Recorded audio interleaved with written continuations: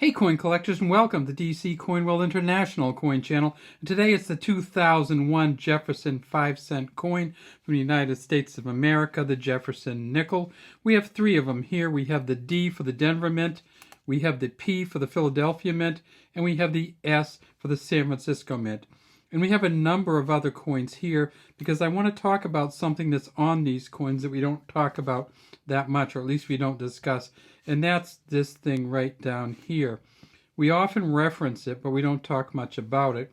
And that's an F in an S down underneath Jefferson. And that's the engraver's initials, Felix Schlag. Felix Schlag initially engraved this coin in 1938. And here is the 1938 version of the coin. And you remember that in 1938, of course, there were no mint marks on the front. And so if we want to look, the mint mark would be back here. So this is a Philadelphia with no mint mark. But there was also no initials down underneath. In fact, it wasn't until 1966 that they put the initials underneath there. So there's a 38 nothing. There's a 65 nothing. And then 1966, the second year of the no mint mark nickels, they put the Felix Schlag in. And that FS there continued certainly through the 2001. We had three major mints in 2001. The Philadelphia Mint made coins, the Denver Mint made coins, and the San Francisco Mint made coins. So we have the P, the D, and the S. At the Philadelphia Mint in 2001, they made 676 million of these.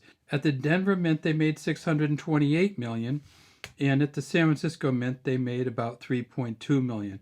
So between the three of them, 1.3 billion nickels, or $65 million in United States 5-cent coins were produced. It says the pluribus unum at the top, United States of America at the bottom, Monticello here. And this Monticello has all the steps, and it has all the coloring, and it has everything you need on it. Unfortunately for us, in 2001, they made so many good proof nickels from the San Francisco Mint. They have 1,300 proof 70s that they've graded already. A proof 70, the best possible proof nickel you can get from 2001, a proof 70 goes for $32. This coin, if it's not a proof 70, if it goes down to proof 69, we're talking $16. Proof 65, talking $8 possible. At the Denver Mint in 2001, they have one MS68 they found so far with full steps. Now this one has some pretty good steps on it right here.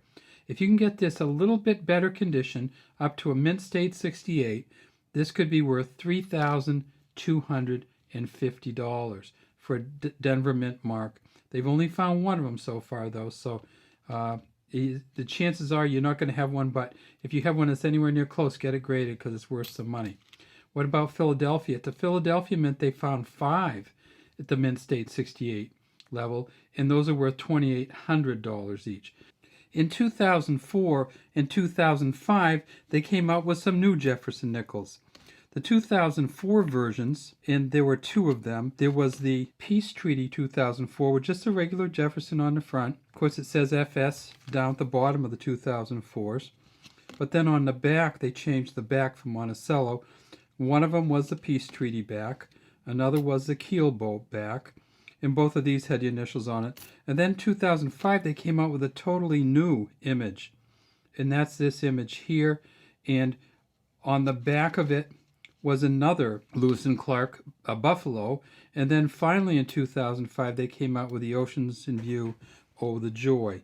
Now, you might have noticed something special on here, and that is that the 2005 United States nickels were not the same image that Felix Schlag engraved back in 1938. In the 2005 nickels, they had two different designers on the front.